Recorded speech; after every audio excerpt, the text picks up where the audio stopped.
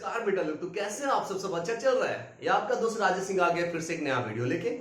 आज का जो वीडियो है क्लास 12 का वीडियो। जैसे कि आप लोग को पता है क्लास 12 में चैप्टर 3 हमारा चल रहा है। चैप्टर 3 का हमारा सीरीज चल रहा है करंट इलेक्ट्रिसिटी, और करंट इलेक्ट्रिसिटी में मैंने पार्ट 1, पार्ट 2 और पार्ट 3 अपलोड कर दिया है।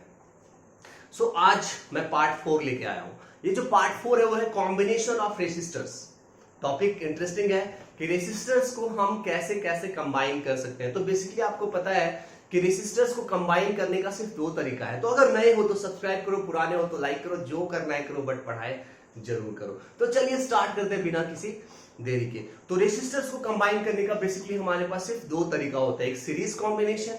सीरीज का मतलब हम समझते हैं एक के बाद एक के बाद एक के बाद एक के बाद एक, इसी को हम लोग बोलते हैं सीरीज कॉम्बिनेशन। पैरेलल मतलब क्या, एक के नीचे एक, मतलब सारे रेसिस्टर्स का लेफ्ट वाला एक साथ कनेक्टेड होना चाहिए, राइट वाला एक साथ कनेक्टेड होना चाहिए, तो उसको हम बोलते हैं पैरेलल कॉम्बिनेशन। जैसे कि हम लोगों को कैपेसिटर्स में हम लोग को पता था, कैपेसिटर्स में क्या पता था कि सीरीज में क्या एक चीज होता है जो सब में कॉमन होता है, सारे कैपेसिटर्स में कॉमन होता है, क्या डिफरेंट होता है, पैरेलल में क्या। उसी तरह से यहां पे भी आपको समझना है कि सीरीज कॉम्बिनेशन में सारे रेसिस्टर्स में क्या होगा, करंट सेम होगा, और पैरेलल कॉम्बिनेशन में जो होगा वो करंट डिफरेंट होगा, प्रोवाइडेड कि रेजिस्टेंस क्या होने चाहिए, अलग होने चाहिए। और सीरीज कॉम्बिनेशन में जो पोटेंशियल डिफरेंस होगा हर रेसिस्टर के थ्रू वो डिफरेंट होगा, प्रोवाइडेड रेसिस्टेंसेस अलग होना चाहिए। अगर रेसिस्टेंस इक्वल हुआ बेटा तो सब में पोटेंशियल डिफरेंस भी सेम होगा। तो यही है हमारा टॉपिक। और इक्विवेलेंट रेसिस्टेंस का मतलब क्या होता है वो भी हमें समझ में आना चाहिए। इक्विवेलेंट का मतलब क्या होता है, टोटल रेसिस्टेंस भी इसको बोलते हैं, नेट रेसिस्टेंस भी आप बोल सकते हैं। जैसे कि मान लो बेटा किसी भी इलेक्ट्रिकल सर्किट में मान लो 10 रेसिस्टर मिलके कोई एक इलेक्ट्रिक अप्लायंस को चला रहे हैं। अब उन 10 रेसिस्टर के बदले मैं चाहता हूं कि एक सिंगल रेसिस्टर उन 10 के बदले काम करे, उतना ही काम करे। जैसे 10 लोग मिलके कुछ काम कर रहे हैं और उन 10 लोगों को हटा के हम चाहते हैं कि बस एक बंदा हो, जब 10 के बदले जितना वो लोग काम करे थे उतना एक बंदा काम करे। उनको क्या बोलेंगे, उनका इक्विवेलेंट बोलेंगे, उनका सब्स्टिट्यूट बोलेंगे। आ रहा बात समझ में, यही है इक्विवेलेंट का मतलब। तो सीरीज कॉम्बिनेशन में क्या होता है, चलिए देखते हैं कि सीरीज कॉम्बिनेशन में हम फॉर्मूला क्या लिखें, कैसे डिराइव करते हैं, फॉर्मूला क्या यूज करेंगे, थोड़ा क्या क्या इंपॉर्टेंट चीजें हम लोग देखते हैं। फिर सीरीज होने के बाद पैरेलल करेंगे और दोनों का कॉम्बिनेशन करेंगे, फिर इसमें करंट वोल्टेज निकालने वाला काम होता है। यही आज का हमारा टॉपिक है। तो चलिए स्टार्ट करते हैं बिना किसी देरी के। देरी करने का बात क्या है, तो कॉम्बिनेशन है हमारा topic is combination of resistors का कॉम्बिनेशन कर रहे हैं। तो हम कौन सा कॉम्बिनेशन कर रहे हैं बेटा, सीरीज कॉम्बिनेशन पहले कर रहे हैं, सीरीज। अभी सीरीज कॉम्बिनेशन को हम लोग पहले समझते हैं कि मान लेते हैं हमारे पास 3 रेसिस्टर्स हैं, R1, R2 and R3। 3 resistors हैं। अब ये 3 रेसिस्टर्स पहले आप बना दीजिए। एक बना दिया, एक के बाद दूसरा भी बना देते हैं, दूसरा भी बना दिया और एक तीसरा भी बना दिया, 3 बना दिया। This is R1, this is R2 and this is R3 बना दिया। और इन तीनों रेसिस्टर्स को एक दूसरे के जस्ट बाद कनेक्ट करना है। मतलब इसका राइट वाला एंड इसके फर्स्ट वाले एंड से, लेफ्ट वाले एंड से इसका राइट वाला, इसका फर्स्ट, एंड सो ऑन चलता रहेगा, एक के बाद एक के बाद एक के बाद, ऐसे है ना। मतलब इसको पहचानने का और तरीका, आप अगर यहां से पेन उठाया ऐसे जा रहे हो तो पेन ऐसे कंप्लीट हो जाना चाहिए। कहीं उठाना पड़ेगा, 2 रास्ते दिख रहे हैं तो बेटा सीरीज नहीं होगा। ठीक है, सीरीज पहचानने का एकदम सिंपल सा तरीका है। ठीक है, तो ये हो गया हमारा सीरीज कॉम्बिनेशन ऑफ 3 रेसिस्टर्स यहां कनेक्टेड है सीरीज में, और इनको एक पोटेंशियल डिफरेंस मैंने अप्लाई किया एक सेल का, जिसका इंटरनल रेसिस्टेंस मैं नेग्लिजिबल ले रहा हूं। ठीक है, भी है इसका पोटेंशियल डिफरेंस। अब क्या होगा बेटा, इसके बाद करंट जो है इसके पॉजिटिव टर्मिनल से यहां से करंट मान लो आई निकल रहा है। तो यहां पे आपको एक चीज आपको समझना है कि सीरीज कॉम्बिनेशन में क्या होता है, करंट जो होता है वो सारे रेसिस्टर में जो करंट होगा वो सेम होगा। The current will be same through all resistors because they are in series. The most important point, सबसे इंपॉर्टेंट पॉइंट ये है बेटा, क्या है कि सीरीज कॉम्बिनेशन में जो इलेक्ट्रिक करंट होगा सारे रेसिस्टर के थ्रू सेम होगा, है ना। अब मान लेते हैं ये पोटेंशियल डिफरेंस इन तीनों में डिवाइड हो गया, तो यहां का पोटेंशियल डिफरेंस V1, यहां का पोटेंशियल डिफरेंस V2 और यहां का पोटेंशियल डिफरेंस V3। तो ये पोटेंशियल डिफरेंस डिवाइड हो गया V1 V2 और V3 में। डिफरेंट पोटेंशियल डिफरेंस होता है, I सेम होता है, पोटेंशियल डिफरेंस अलग होता है। तो बेटा अब अगर मैं बात करता हूं, क्या बात करता हूं कि ये जो V है वही तो डिवाइड हुआ है ना V1 में, V2 में एंड V3 में। मतलब इसके पास 50 रुपया, कुछ इसको दिया, कुछ इसको दिया, इसको दिया और अपना पॉकेट खाली कर लिया। इसका मतलब क्या है कि इसका पैसा प्लस इसका पैसा प्लस इसका पैसा ऐड करके 50 आना चाहिए ना, वही है यहाँ पे। ये अपना सारा वोल्टेज इसको इसको इसको इसको दे दिया, तो तीनों वोल्टेज को मिला के ये टोटल वोल्टेज आना चाहिए ना। हाँ, अब बताओ ओम्स लॉ से हमें क्या पता है कि V1 इक्वल टू, अगर हम लिखना चाहते हैं V1 तो हम क्या लिखेंगे, I इंटू R1। I1 नहीं लिखेंगे बिकॉज सब में करंट सेम है। उसी तरह से अगर मैं बोलूंगा V2 लिखना चाहते हैं तो अब क्या लिखेंगे, I इंटू R2। और अगर हम V3 लिखेंगे तो क्या लिखेंगे, I इंटू R3। तो चलो लिख देते हैं यहाँ पे। V इक्वल टू क्या हो गया, I into R1 plus I into R2 और यहाँ क्या हो गया, I इंटू R3। अब मान लेते हैं कि इन तीनों रेसिस्टर के बदले एक सिंपल सा मैं एक R इक्विवेलेंट एक रेसिस्टर लगा रहा हूं जो इन सब के बदले है, तीनों के बदले R इक्विवेलेंट। और ये वोल्टेज V है, करंट यहां से I जा रहा है, I करंट यहां से जा रहा है। तो अगर मैं लिखना चाहता हूं ओम्स लॉ से यहाँ पे V इक्वल टू, तो मैं क्या लिखूंगा ऐसे, I इंटू क्या लिखूंगा, R इक्विवेलेंट। RHS में क्या है, I आप कॉमन ले लो, R1 plus R2 plus R3। सो बेटा ये I कैंसिल हो गया, तो बचा क्या यहाँ पे हमारे पास, बचा R इक्विवेलेंट इक्वल टू क्या, R1 plus R2 plus R3। मतलब R इक्विवेलेंट निकालने का फॉर्मूला हम लोग डिराइव कर दिए। क्या मतलब, टोटल रेजिस्टेंस सीरीज कॉम्बिनेशन में क्या करना है आपको, नॉर्मल सा सम कर देना है। R1 plus R2 plus R3, 2 है तो सिर्फ R1 प्लस R2, 4 है तो R1 plus R2 plus R3 plus R4, 5 है तो 5। n नंबर के लिए अगर हम करना चाहते हैं तो कैसे करेंगे, n नंबर के लिए इट्स वेरी सिंपल, n तक हम ऐड कर देंगे और क्या, कौन सी बड़ी बात है। इसका मतलब हमारा R इक्विवेलेंट हो गया, सीरीज कॉम्बिनेशन हमारा done. Now the series combination is done. Okay, देखिए, so series combination is done. R equivalent is R1 plus R2 plus R3 dot dot dot चलता जाएगा बेटा, कहां तक, Rn तक। n नंबर ऑफ रेसिस्टर है तो n तक चलेगा। आपको एक यहाँ इंपॉर्टेंट चीज याद रखना है, क्या क्या याद रखना है कि करंट जो होता है सीरीज कॉम्बिनेशन में, करंट जिसको हम I बोल रहे हैं वो सेम होता है, same through all resistor. Second चीज क्या है बेटा, वोल्टेज जो होता है जिसको हम पोटेंशियल डिफरेंस बोल रहे हैं, V1 V2 V3, वोल्टेज जो होता है वो क्या होता है, जिसको V बोलते हैं, वो डिफरेंट होता है बेटा, वो डिफरेंट होता है। क्या सेम होता है, करंट सेम होता है, और वोल्टेज जो होता है वो क्या होता है, डिफरेंट होता है। थर्ड जो होता है, आपको यहाँ पे जो R इक्विवेलेंट मिलता है वो मिनिमम मिलता है कि मैक्सिमम मिलता है। ऑब्वियसली बेटा, किसी भी दो चीज को आप ऐड करोगे या तीन चीज को ऐड करोगे तो आपको क्या मिलेगा, मैक्सिमम मिलेगा, मिनिमम थोड़ी मिलेगा। 2 और 4 को ऐड करोगे तो 6 मिलेगा, दोनों से बड़ा मिल रहा है ना आपको, मैक्सिमम मिल रहा है। ये सब चीज हमें याद रखना है। चलिए, ये हो गया हमारा सीरीज कॉम्बिनेशन। अब हम लोग करते हैं parallel combination. Now the topic is parallel combination. Second combination हम लोग पढ़ते हैं, द कॉम्बिनेशन इज पैरेलल, है ना, पैरेलल कॉम्बिनेशन,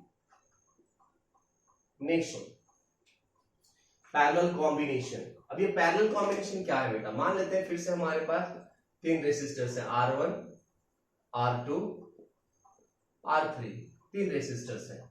अब ये तीन रेसिस्टर्स जो है ऐसे हैं, पैरेलल में कनेक्टेड का मतलब क्या है, देखो तीनों का जो लेफ्ट वाला साइड, लेफ्ट वाला जो एंड होगा एक साथ देखो कनेक्टेड है, और तीनों का जो राइट साइड वाला है एंड वो एक साथ कनेक्टेड होना चाहिए। इसी को हम लोग बोलते हैं पैरेलल कॉम्बिनेशन।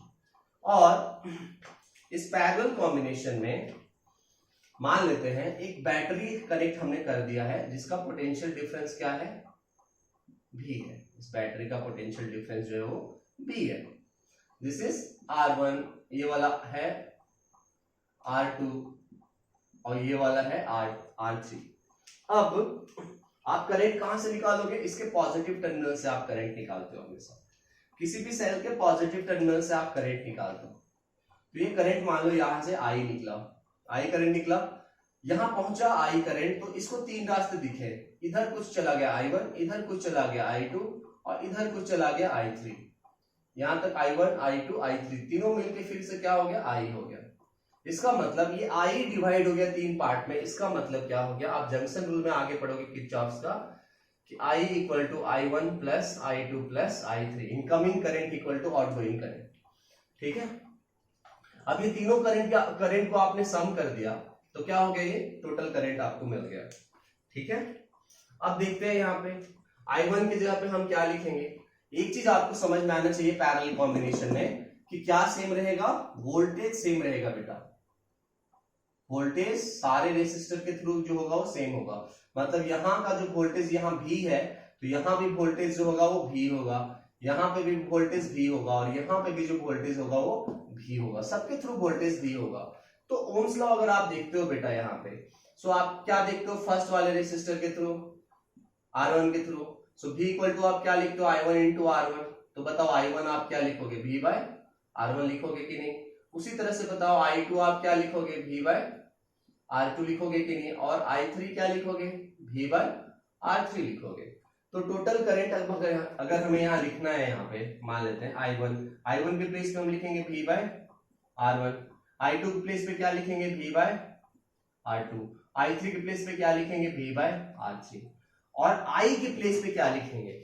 वैसे ही आपको सोचना है, क्या सोचना है यहाँ पे कि बेटा अगर हम लोग देखो यहाँ पे, अगर हम लोग इन तीनों रेसिस्टर्स को हटा करके एक R इक्विवेलेंट डालते हैं और यहाँ पे एक सेल है, इसका ये वोल्टेज भी है और ये रेसिस्टेंस जो है वो R इक्विवेलेंट है, तो यहाँ आप क्या लिखोगे, V equal to I into R equivalent Ohm's law से। तो बताओ आप I इक्वल टू क्या लिखोगे, V बाय R इक्विवेलेंट लिखोगे ना। तो I के प्लेस पे आप लिखोगे V बाय R इक्विवेलेंट, यही ना। अब आप भी कॉमन लेके उड़ा दोगे, काट दोगे, है ना। सो भी यहाँ कैंसिल हो गया। सो आपके पास रिलेशन जो है वो डिराइव हो गया। क्या रिलेशन डिराइव हो गया, 1 by R equivalent is equal to 1 by R1 plus 1 by R2 plus 1 by R3। ये 3 के लिए बेटा, 2 के लिए, 4 के लिए, 10 के लिए, n नंबर के लिए आप कर सकते हो आराम से, कोई प्रॉब्लम नहीं है, तो वो भी हो जाएगा। सो हमारा पैरेलल कॉम्बिनेशन का R इक्विवेलेंट भी आ गया, है ना। इसमें एक इंपॉर्टेंट चीज आपको बस क्या क्या ध्यान रखना है, देख लेते हैं यहाँ पे। n नंबर के लिए पहले लिख लेते हैं कि 1 by R equivalent n number के लिए क्या होगा, सो 1 by R1 plus 1 by R2 चलता रहेगा कहां तक बेटा, n तक, 1 बाय Rn, ये देखिए। और इंपॉर्टेंट क्या रखना है कि क्या सेम रहता है, वोल्टेज जिसको हम बेटा क्या बोलते हैं V, वो क्या रहेगा, सेम रहेगा, वोल्टेज सेम रहता है। दूसरा चीज क्या आपको यहाँ पे ध्यान रखना है, the second thing is current I जो होता है वो डिफरेंट होता है, डिफरेंट क्यों, क्योंकि R1 R2 R3 अलग अलग है इसीलिए। तीसरा क्या है, आपको यहाँ पे जो R इक्विवेलेंट है वो क्या मिलेगा, मिनिमम मिलेगा।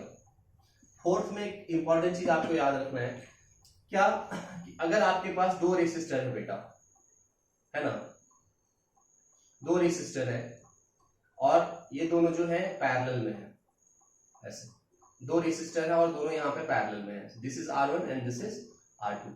तो इनका R इक्विवेलेंट आप कैसे निकालोगे, ऐसे निकालोगे, R1 R2 बाई क्या लिखोगे, R1 प्लस R2,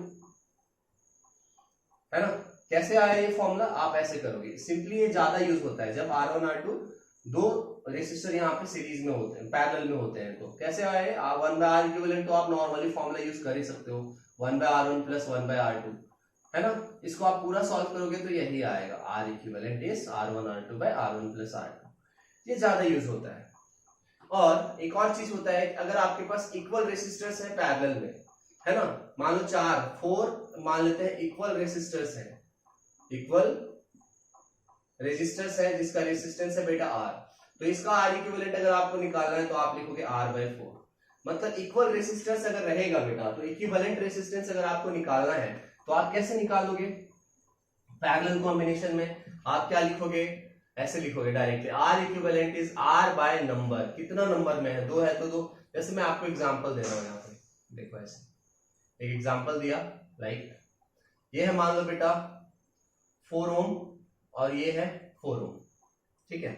4 ओम यहाँ पे पैरेलल में है, तो कितना हो गया, इक्वल रेसिस्टर है कि नहीं है, 4 ऊपर भी नीचे भी, तो इनका आर इक्विवेलेंट अगर हमें निकालना तो डायरेक्ट आप यूज कर सकते हो 4/2, मतलब 2 ओम। आप जनरली फॉर्मूला आप यूज कर सकते हो, तो ऐसे भी यूज करते हो R1 R2 by R1 plus R2, मतलब 4 इंटू 4/4 प्लस 4, मतलब 16/8, देखो 2 आ रहा है ना, हाँ ऐसे भी आप समझ सकते हो। अगर 3 रहते तो ऐसे मान लेते हैं, ऐसे 3 रहते 4, तो यहाँ लिखते हैं 4/3 ओम, ठीक है। 4 रहते तो 4/4 मतलब 1 ओम, 5 रहते तो 4/5 ओम, मतलब इक्वल रेसिस्टर्स अगर सीरीज में पैरेलल में कनेक्टेड है इक्वल रेसिस्टर्स, तो उनका आर इक्विवेलेंट जो होता है आर बाय नंबर, कितना नंबर में है, 2 है, 3 है, 4 है, 5 है, वैसे हम लोग कनेक्ट कर देते हैं, ठीक है। चलिए ये हो गया हमारा सीरीज एंड पैरेलल। बहुत सिंपल है सीरीज एंड पैरेलल। यहाँ पे एक सिंपल सा क्वेश्चन करके देखते हैं हम लोग, ठीक है। चलिए मान लेते हैं एक सेल है जिसका ये मैं बोल सकते हो आप 16 वोल्ट है, और यहाँ पे एक रेसिस्टर है, यहाँ पे एक और रेसिस्टर है, और यहाँ 2 पैरेलल में है ऐसे, फिर यहाँ एक और रेसिस्टर है और कैसे है, ठीक है। चलिए देखते हैं, मान लीजिए 2 ओम है, ये मान लेते हैं 3 ओम है, ठीक है। ये मान लेते हैं 1 ओम है, ठीक है, और ये 4 ओम और ये 4 ओम, ऐसा है सिचुएशन। इस तरह के केस में आपको क्या क्या पूछा जा सकता है, आपसे पहला क्वेश्चन ये पूछा जा सकता है, देखो सबसे पहला क्वेश्चन आपसे पूछा जा सकता है find the R equivalent. R equivalent कैसे निकालोगे, देख लो पहले कितने सीरीज में है, 2, 3 और 1 सीरीज में है, और ये दोनों पैरेलल में है। तो एक काम करो आप, इन दोनों को क्या करो आप, पहले एक कर दो, इनका इक्विवेलेंट करना मतलब इन दोनों के बदले एक, फिर एक, ये सारे क्या हो जाएंगे, सीरीज में हो जाएंगे। तो 4 और 4 का भी आपको जस्ट मैंने बताया कि 4 बाई क्या करेंगे 2, मतलब क्या हो गया यहाँ पे 2 ओम हो गया, इन दोनों के बदले 2 ओम। इसका मतलब क्या हो गया, this plus this plus this plus this, total R equivalent क्या हो गया 2 प्लस 3 प्लस इन दोनों का इक्विवेलेंट कितना 2 प्लस 1, क्या हो गया 5 plus 2 7 plus 1 8 ohm. So total R equivalent कितना आ गया हमारा यहाँ पे 8 ओम आ गया, ठीक है। अब देखो बेटा नेक्स्ट में हम क्या निकालें, नेक्स्ट हमसे ये क्वेश्चन पूछा जा सकता है कि फाइंड द टोटल करंट, कितना करंट यहां से निकलेगा बैटरी से।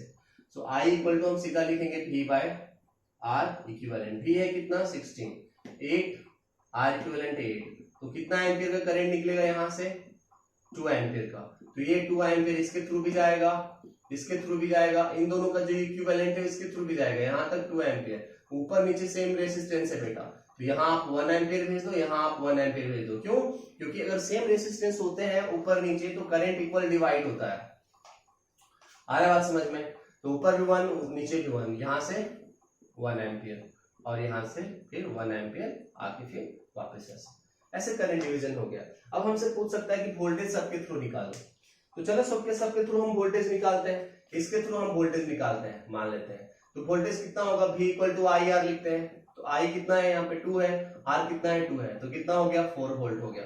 इसके थ्रू अगर हम निकालते हैं तो वोल्टेज कितना हो गया 6 वोल्ट हो गया, इसके थ्रू निकालते हैं तो 4 वोल्ट, यहाँ पे भी 4 वोल्ट, पैरेलल में इक्वल भी होना चाहिए, मैं पता है पैरेलल में वोल्टेज सेम होता है, तो कितना हो गया ऊपर भी 4 नीचे भी 4, और यहाँ पे कितना वोल्ट हो गया 1 वोल्ट। अब सारे वोल्टेज को ऐड करके देखो आपका 16 आ रहा है कि नहीं आ रहा है, अगर 16 आ रहा है मतलब आपका आंसर सही आया है। सो देखो यहाँ पे 4 volt plus 6 volt, 4 plus 6 plus यहाँ पे कितना हो गया 4 वोल्ट प्लस 1, कितना आ रहा है 15 आ रहा है, 4 प्लस 6 प्लस 4,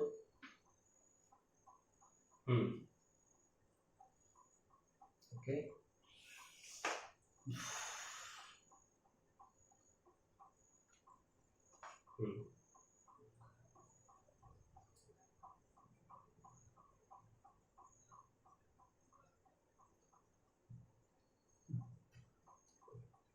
अच्छा अच्छा, यहाँ पे गलती हो गया, यहाँ पे क्या हो गया 2 एम्पियर बेटा, तो यहाँ पे 2 वोल्ट होना चाहिए, सो दिस इज 2 वोल्ट। तो कितना हो गया देखो 16 वोल्ट आ रहा है, मतलब हमारा आंसर जो है वो क्या है, सही है। देख सकते हो आप, ऐसे क्वेश्चंस आपको समझ में आने चाहिए सीरीज एंड पैरेलल का, कि कुछ सीरीज में रह सकते हैं, कुछ पैरेलल में रह सकते हैं। कभी कभी लोगों को दिक्कत देखो किसमें होता है, मैं बता रहा हूं प्रॉब्लम क्या होता है, एकदम सिंपल सा चीज है। देखो मान लो बेटा आप सीरीज वाले क्वेश्चंस कर लेते हो, पैरेलल वालों में क्या प्रॉब्लम होता है, देखो मान लो कैसा सर्किट है, जहां तक करंट आपको पता है कि 4 एम्पियर आ गया, और 2 रेसिस्टर है यहाँ पे, देखो 2 रेसिस्टर है यहाँ पे, मान लो 6 ओम है और यहाँ पे 12 ओम है। अब आपको नहीं पता कि इधर से करंट कितना जाएगा, इधर से करंट कितना जाएगा, तो इसको सॉल्व करने का मैं आपको 2 तरीका बताऊंगा। पहला तरीका आप समझो पहले, मान लो बेटा, मान लो कि पहले ये 2 जो रेसिस्टर है इनको आप ये समझो कि दोनों का इक्विवेलेंट आप यूज करोगे, तो दोनों का इक्विवेलेंट कितना हो गया 12 into 6, पे आपको डायरेक्ट बताया गया था 2 का पैरेलल का, R1 R2 बाय क्या R1 प्लस R2, तो क्या हो गया 6 into 12 बाय 6 प्लस 12, मतलब 72 बाय कितना हो गया यहाँ पे बताओ 18, तो ये 4 ओम हो गया। मतलब इन दोनों के बदले आप क्या समझ सकते हो, इसको आप रफली आप ऐसे बना दो यहाँ पे, जिसमें आप ये समझो कि एक 4 एम्पियर का करंट जा रहा है और इक्विवेलेंट रेजिस्टेंस कितना है, एक रेजिस्टेंस है जिसका 4 ओम है, ऐसे जा रहा है करंट इस 4 ओम से, तो आप तुरंत इसका वोल्टेज निकाल सकते हो ना, V equal to I into R, बताओ I है 4 और 4 ओम है यहाँ पे, तो कितना हो गया 16 वोल्ट। अभी 16 वोल्ट जो है बेटा वो इसके थ्रू आया, मतलब इनके इक्विवेलेंट के थ्रू आया, और इनका इक्विवेलेंट जो है पैरेलल कॉम्बिनेशन में, तो पैरेलल कॉम्बिनेशन में वोल्टेज क्या होता है, सेम होता है, तो इसके थ्रू भी वोल्टेज हो गया 16, इसके थ्रू भी हो गया 16। वोल्टेज जैसे आपने निकाला दोनों को सेम वोल्टेज आप दे दो, क्योंकि पैरेलल कॉम्बिनेशन में वोल्टेज जो होता है वो सेम होता है, तो वोल्टेज हो गया यहाँ पे 16। अब बताओ इसके थ्रू अगर हमें निकालना है करंट, मान लो इसके थ्रू करंट I1 है और इसके थ्रू I2 है, अगर हमें I1 निकालना है तो हम लिखेंगे ना V equal to I1 into R1, तो बताओ I1 इक्वल टू क्या लिखेंगे V बाय R1, सो V कितना है 16 और R1 कितना है यहाँ पे, देखो यहाँ पे 6 है, तो यहाँ इसको आप सॉल्व करोगे तो कितना होगा 8/3 एम्पियर हो गया। अगर I2 आप निकालोगे तो कैसे निकालोगे, V बाय R2, V मतलब 16 और यहाँ पे कितना हो गया ये 12, इसको कैसे 4 चौक 4 के 12 4/3 एम्पियर। अब अगर आपको चेक करना है कि ये सही है या गलत है, आप क्या देखोगे यहाँ पे 8/3 प्लस 4/3 कर दोगे यहाँ पे, तो कितना हो गया 12/3, देखो 4 एम्पियर आ रहा है ना, ये दोनों करंट ऐड हो रहा है तो कितना होना चाहिए 4 आना चाहिए। ये पहला तरीका है सॉल्व करने का, कि इसके थ्रू कितना जा रहा है, इसके थ्रू कितना जा रहा है, ये दोनों किससे जा रहे हैं 4 से ही जा रहे हैं ना, तो 4 ही डिवाइड हो रहा है ना बेटा I1 और I2 में, तो I1 I2 को अगर आप ऐड करोगे तो 4 ही तो आएगा। बस देख लिए आप लोग, यहाँ पे एक तरीका ये था, फर्स्ट तरीका आपको समझ में आया। चलिए दूसरा तरीका करते हैं, दूसरा तरीका भी चलो करते हैं। फर्स्ट तरीका समझ में आया, सेकेंड तरीका और क्या है यहाँ पे सॉल्व करने का, इसको देखो बेटा, आपको यहाँ पे सेकेंड तरीका में आर इक्विवेलेंट निकालने की जरूरत नहीं है। क्या करेंगे हम लोग, देखो यहाँ पे ये हो गया यहाँ पे I1, ये हो गया यहाँ पे I2, ये हो गया 12 ओम, ये 6 ओम। एक चीज पता है यहाँ पे कि 4 एम्पियर ही डिवाइड हो रहा है I1 I2 में, मतलब एक चीज आपको पता चल गया कि I1 plus I2 equal to 4। अब एक बात बताओ, इसके थ्रू वोल्टेज अगर आप लिखोगे तो कैसे लिखोगे, V equal to I R, तो इसके थ्रू जो वोल्टेज होगा वो क्या हो गया I1 इंटू R1, इसके थ्रू वोल्टेज कितना हो गया I2 इंटू R2, R2 मतलब 12। अब दोनों के थ्रू वोल्टेज क्या होता है पैरेलल में सेम होता है, तो आपके पास एक रिलेशन आ गया I1 इंटू R1 कितना है 6 है, इज इक्वल टू यहाँ पे क्या आ गया I2 इंटू 12। अब 6 टू यहाँ पे 12 हो गया, तो आपके पास एक रिलेशन आ गया I1 इक्वल टू क्या आ गया 2I2। देख लो यहाँ एक रिलेशन आ गया I1 इक्वल टू 2I2, एक और रिलेशन आपको पता था I1 plus I2 equal to 4। तो आप क्या करोगे, यहां से I1 का वैल्यू उठा के यहां डाल दोगे, सो ये हो गया 2I2 प्लस यहाँ पे हो गया I2 इक्वल टू 4, सो बताओ ये हो गया 3I2 equal to 4, so I2 equal to क्या हो गया 4/3 एम्पियर। I2 आ गया ना, थोड़ी देर पहले आपने देखा था I2 आया था 4/3 एम्पियर।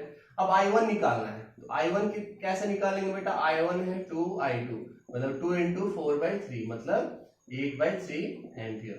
सो I1 भी आ गया, I2 भी आ गया, ये तरीका है। सो दो तरीका यहाँ पे है। बच्चे इसमें फंस जाते हैं कि पैरेलल में हम करंट डिवाइड नहीं कर पाते हैं, तो करंट डिवाइड करने का दोनों तरीका आपको समझ में आना चाहिए। कुछ लोग बोलेंगे सर 2 रेसिस्टेंस है तो क्या करेंगे, 3 रेसिस्टेंस, 3 का भी हम लोग कर सकते हैं। चलो 3 का एक करते हैं कि 3 रेसिस्टेंस होंगे तो हम कैसे करंट को डिवाइड करेंगे। चलिए करते हैं, इसी केस में करते हैं, मान लेते हैं, लो इसी केस में करते हैं। ऐसा है, ऐसा है, ऐसा है, 3 रेसिस्टर है, 3 या 4 है, जितने भी हो सकते हैं, कोई प्रॉब्लम नहीं है। मान लो यहाँ पे जो भी करंट जा रहा है, मान लो 10 एम्पियर का करंट जा रहा है, इस बार मैं चेंज कर दिया, 10 एम्पियर का करंट जा रहा है। अभी 10 एम्पियर का करंट मान लो इधर कुछ इधर जो गया वो I1 गया, इधर जो गया वो I2 गया, इधर जो गया वो I3 गया, ठीक है। अब देखते हैं यहाँ पे R इक्विवेलेंट, मैं सबसे पहले R1 देखते हैं। यहाँ पे मैं मान लो लेता हूँ 2 ओम और यहाँ पे लेता हूँ 4 ओम और ठीक है, और यहाँ पे लेता हूँ, मान लेते हैं यहाँ पे 8 ओम लेते हैं, ठीक है। अब हमें सब में करंट निकालना है, तो सबसे पहला वाला तरीका क्या था, R इक्विवेलेंट निकाल दो। R इक्विवेलेंट कैसे निकालोगे, इसमें आपको पता है कि 1/R इक्विवेलेंट क्या होता है, 1/R1 plus 1/R2 plus 1/R3, है ना। 3 के लिए हम जनरली यही यूज करेंगे। सो 1/2 प्लस 1/4 प्लस 1/8। अब इनका एलसीएम कितना आएगा, 8 आएगा ना बेटा, यहाँ 4 हो गया, यहाँ 2 हो गया, यहाँ 1 हो गया, तो कितना हो गया ये 9/8। सो 1/R इक्विवेलेंट, कुछ लोग गलती क्या करते हैं, इसी को R इक्विवेलेंट लिख देते हैं 9/8 को। नहीं बेटा, 1/R इक्विवेलेंट 9/8 है, तो R इक्विवेलेंट कितना आ गया, रेसिप्रोकल आपको लेना पड़ेगा ना, 8/9 ओम आया, ये R इक्विवेलेंट आ गया। जैसे R इक्विवेलेंट आया, आपको तुरंत इमेजिन करना है कि ये 3 रेसिस्टर के बदले सिर्फ एक ही रेसिस्टर है, कितने का, 8/9 ओम का, और करंट कितना जा रहा है, 10 एम्पियर का, है ना। तो तुरंत आप वोल्टेज निकालोगे, V = I × R इक्विवेलेंट, यहाँ R इक्विवेलेंट 8/9 है, सो 10 इंटू क्या हो गया, 8/9, मतलब 80/9 वोल्ट आ गया। अब ये 80/9 वोल्ट जो आया वो इसके R इक्विवेलेंट के थ्रू आया, और ये R इक्विवेलेंट जो है इन तीनों का है, मतलब ये जो वोल्टेज होगा वो तीनों का होगा, मतलब इसके थ्रू भी वोल्टेज, इसके थ्रू भी और इसके थ्रू भी, बिकॉज पैरेलल में वोल्टेज सेम होता है। तो इसके थ्रू वोल्टेज हो गया 80/9 वोल्ट, इसके थ्रू भी वोल्टेज हो गया 80/9 वोल्ट, इसके थ्रू भी हो गया 80/9 वोल्ट। अब बताओ यहाँ पे, अब करंट हमें निकालना है, सपोज हमें क्या निकालना है, I1। सो I1 कैसे निकालोगे, I1 तो बच्चों वाला काम हो गया निकालने का, वोल्टेज मिल गया, रेसिस्टेंस पता है। देखो बेटा, I1 आप निकालोगे, कैसे निकालोगे, V/R1, V कितना है, 80/9 बाय R1, मतलब यहाँ पे R1 डिवाइड कर दो 2, तो क्या हो गया 40/9 वोल्ट। अब I2 अगर वोल्ट में लिख रहा हूं, यहाँ पे एम्पियर होगा। I2 अगर मैं निकालूंगा तो कैसे निकालूंगा, V/R2, V कितना है 80/9, R2 कितना है 4, तो कितना हो गया ये, है ना, 20/9 वोल्ट। I3 अगर मैं वोल्ट में लिख रहा हूँ, यहाँ एम्पियर होगा करंट, हाँ, I3 लिख रहा हूँ V/R3, मतलब 80/9 और यहाँ पे 8, मतलब 10/9 एम्पियर। देख लो, अब तीनों करंट को आप ऐड करोगे तो बेटा आना चाहिए 10 एम्पियर, तब आप मानोगे कि सही है। तो देख रहे हो ना, आप किसी भी 2, 3, 4 भी होंगे तब भी आप कर लोगे। ये मेथड ज्यादा सुटेबल होता है जनरली। दूसरा वाला जो मेथड है उसमें थोड़ा सा आपको ज्यादा सॉल्व करना पड़ेगा, सबके थ्रू वोल्टेज निकाल के आपको फिर सॉल्व करना पड़ेगा। वो भी इजी है, ऐसा नहीं कि वो टफ है, वो भी आप कर सकते हो। किसके थ्रू वोल्टेज निकालेंगे, I1 × 2, इसके थ्रू वोल्टेज निकालेंगे 4 × I2, इसके थ्रू 8 × I3। अब तीनों को एक बार, इन दोनों को एक बार इक्वेट करो, फिर इन दोनों को करो, फिर इन दोनों को करो, तो I1 I2 I3 के बीच में आपको रिलेशन आ जाएगा, और फिर I1 + I2 + I3 जो होगा वो 10 होगा, उससे भी आप सॉल्व कर सकते हो, सेम आएगा। ठीक है, तो आई होप कि आपको series and parallel combination resistor का समझ में आया। तो अगर नए हो तो लाइक करो, शेयर करो, अपने दोस्तों से शेयर करो ये वीडियोस को, उनको भी फायदा मिलना चाहिए जैसे कि आपको फायदा मिल रहा है। और अगर आपको समझ में आता है, थोड़ा सा भी अगर आपको समझ में आता है, आपका फिजिक्स डेवलप हो रहा है, कुछ भी इंप्रूव हो रहा है, आपका ग्रोथ अगर हो रहा है, तो जरूर आप कमेंट करके बताओ कि आपको कैसा लग रहा है वीडियो। ठीक है, आपका कमेंट हमारे लिए ज्यादा ही इंपॉर्टेंट होता है, तभी तो क्रिएटर को समझ में आएगा कि जो वीडियो बना रहा है उसके लिए कैसा है। ठीक है, तो चलिए हम लोग मिलते हैं नेक्स्ट वीडियो में। नमस्कार सर।